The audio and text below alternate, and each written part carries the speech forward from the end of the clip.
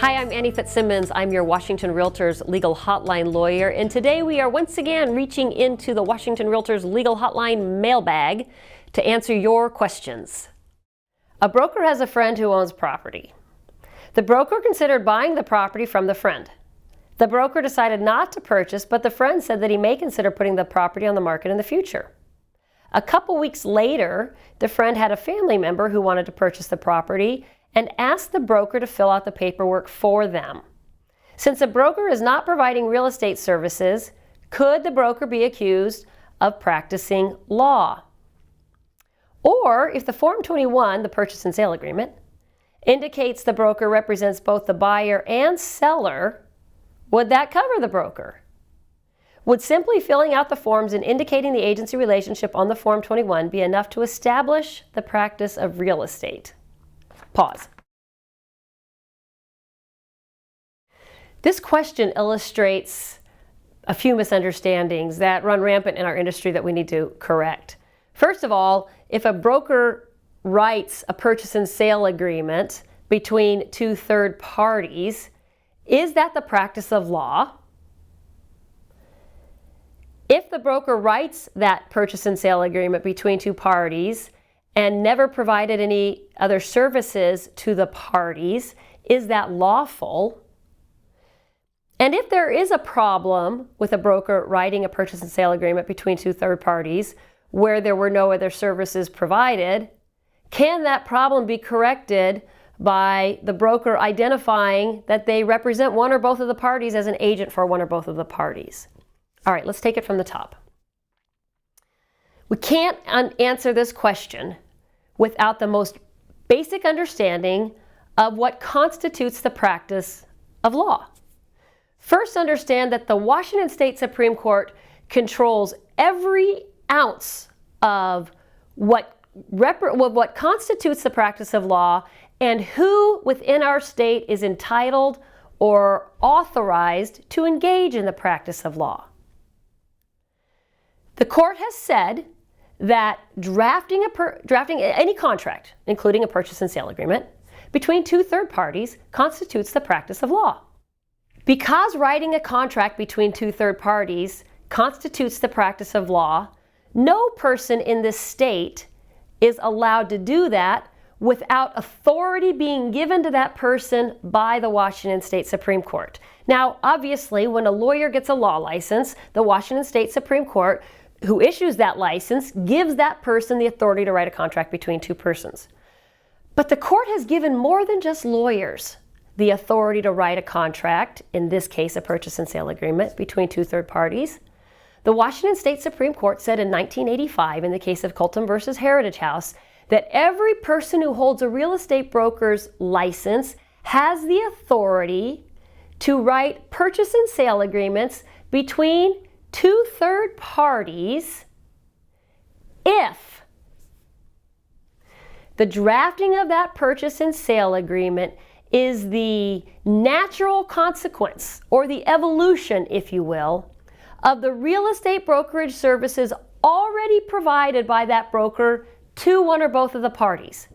So to answer one of the questions asked in this question, would that constitute the practice of law? The answer is yes. Every single time a broker pulls out any statewide form for preparation of a purchase and sale agreement between a buyer and seller, that broker is engaged in the practice of law. The court said in that case that not only is filling in the blanks on the contract the practice of law, but selecting the form to use is the practice of law. So yes, broker is engaged in the practice of law. That's really not the salient question.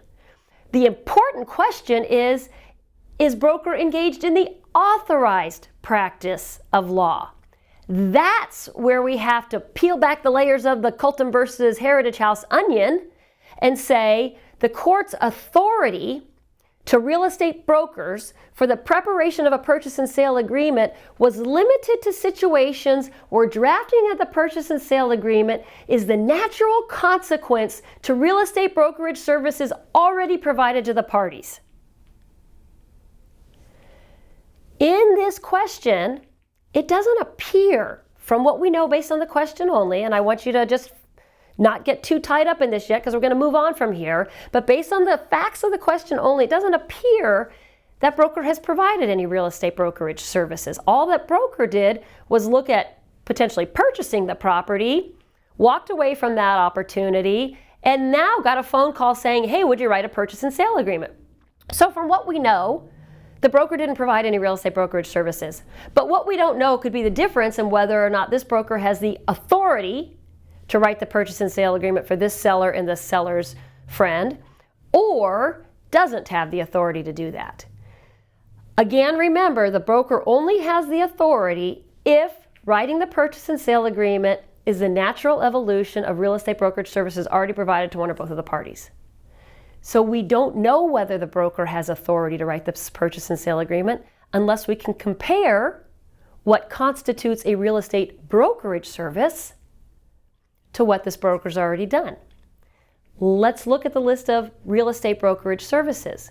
Now, I'll tell you that what you're seeing on the screen is a synopsis, if you will, of RCW 18.85.011. That is the real estate licensing law. This is from the definitions section of the real estate licensing law. And there is a section within that provision that defines real estate brokerage services. They include such things as listing, selling, purchasing of real estate, negotiating the purchase or sale of real estate, advertising or holding oneself out as engaged in real estate brokerage services, advising, counseling, or consulting buyers or sellers in connection with a real estate transaction, and issuing a broker's price opinion. What we don't know is what this broker has already done in his relationship with the seller.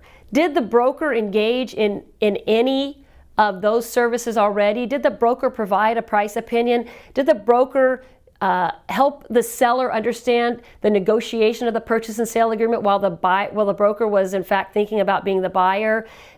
Certainly the broker has held themselves out as a real estate broker and advertised their services as a real estate broker. What the court said is that the drafting of the purchase and sale agreement must be the natural evolution or the natural consequence, the completion, if you will, of the real estate brokerage services provided by the broker. So in a situation like this, and frankly, I can't answer the question asked by this broker.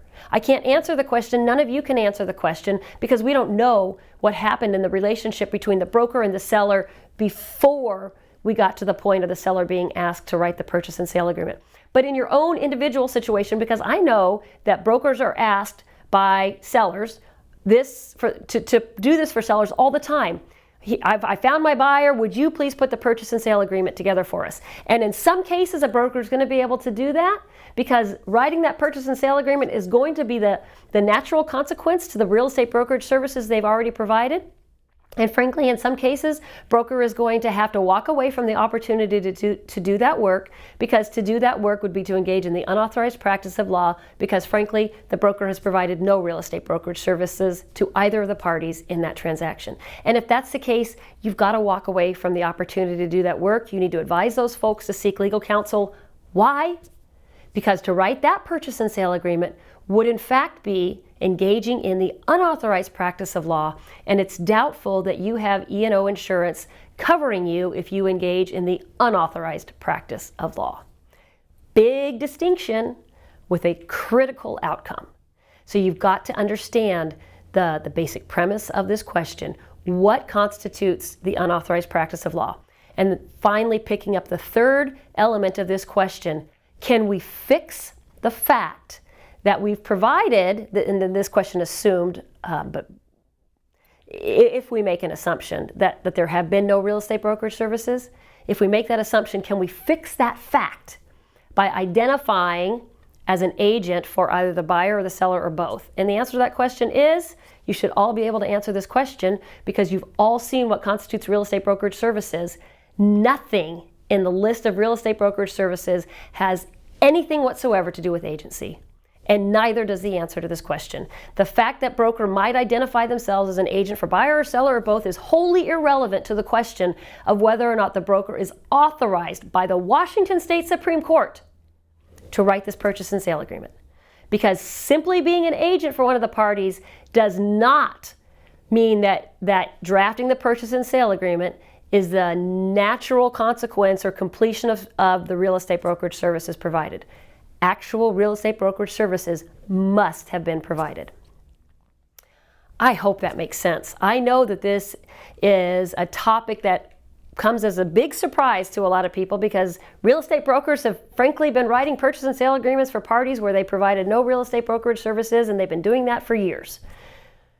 It's a good thing that Washington Realtors is providing these videos so we can get education out on topics like this. If you have questions about this or any other, please send an email to me, legalhotline@warealtor.org. Thank you for being a Realtor member.